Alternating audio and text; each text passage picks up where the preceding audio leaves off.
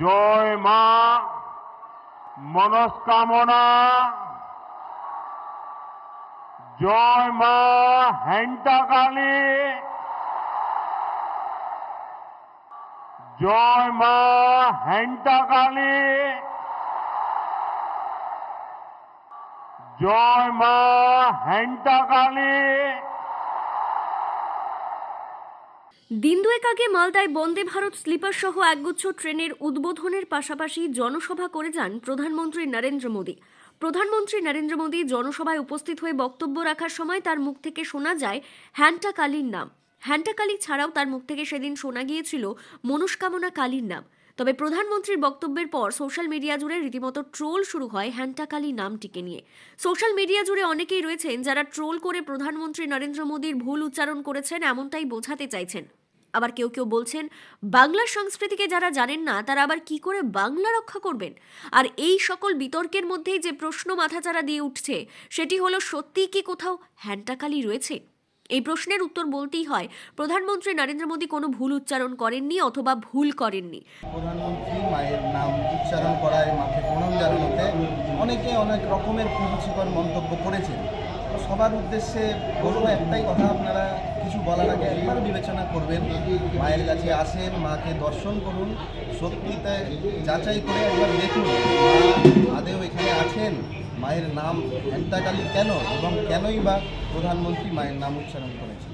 তিনি সেদিন মালদহের দুটি প্রাচীন মন্দিরের নাম নিয়েছিলেন, যে দুটি মন্দির হল মনস্কামনা মন্দির এবং হ্যান্টাকালী মন্দির।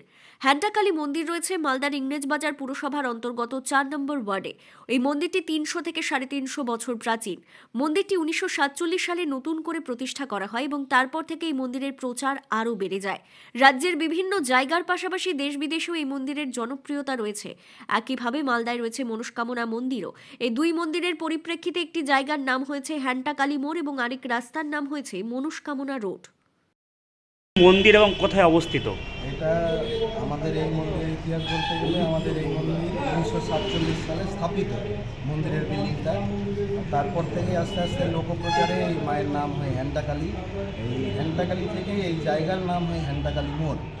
তো এখানে সমস্ত রকমের ব্যবসা বাণিজ্য যা আছে সব মায়ের উপর নির্ভর করেই আছে।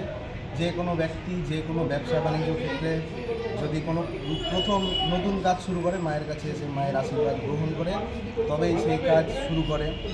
এইভাবে ধীরে ধীরে মালদাতে মায়ের খ্যাতি তো আছে এবং শুধু মালদা না, এমনকি দেশের বাইরে থেকেও লোকজন এসে মায়ের পুজো দিয়ে যান। অনেক রকমের আমাদের চোখে যা দেখা যে মা সাক্ষাৎ আছেন, মা প্রচুর জাগ্রত, ভক্তরা নানান রকমের বিপদ আপদে মায়ের কাছে আসেন মনস্কামনা নিয়ে। মনস্কামনা পূর্ণ হলে মায়ের কাছে পুজো দিয়ে যান। এমনকি আমরা দেখেছি এই মন্দিরে থাকাকালীন শুধু আমরা যে হিন্দু সনাতনী তা নয়, আমরা তো অবশ্যই মায়ের ভক্ত, হিন্দু বলেই। এবং তার থেকেও বড় ব্যাপার হলো যে হিন্দু ছাড়া অন্য ধর্মের মানুষও কিন্তু মায়ের কাছে এসে পুজো দিয়ে যান।